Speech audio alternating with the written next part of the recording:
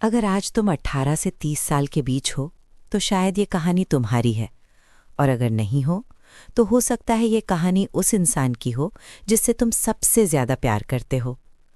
आज का Indian youth सपने भी देखता है और उन्हीं सपनों से डरता भी है। बचपन से हमें सिखाया गया कि पढ़ोगे तो आगे बढ़ोगे, डिग्री लोगे तो नौकरी मिलेगी, और मेहनत करोगे तो जिंदगी अपने आप ठीक हो जाएगी। हमने ये सब मान लिया बिना सवाल किए। फिर धीरे धीरे प्रेशर आना शुरू हुआ। मार्क्स का प्रेशर, रैंक का प्रेशर, कंपैरिजन का प्रेशर। कभी रिलेटिव्स के ताने तो कभी पेरेंट्स की खामोश उम्मीदें। उसका हो गया, तुम्हारा कब होगा? और उसी एक सवाल में किसी का आत्मविश्वास चुपचाप टूट जाता है।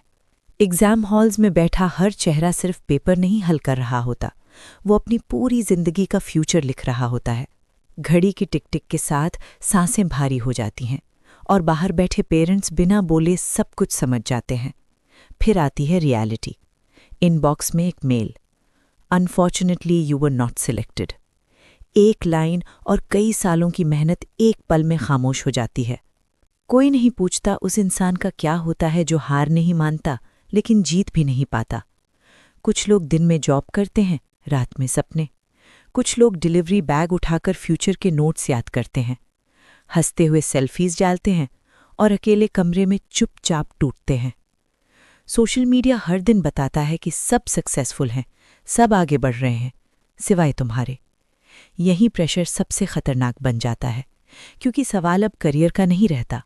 सवाल बन जाता है, मेरी वैल्यू क्या है, मैं काफ़ी हूं या नहीं।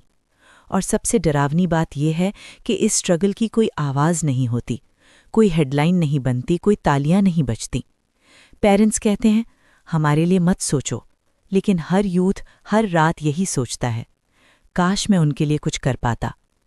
पिता की थकी आंखें, माँ की चुप प्रार्थनाएं, और बीच में खड़ा एक इंसान जो स्ट्रॉन्ग दिखना सीख चुका है।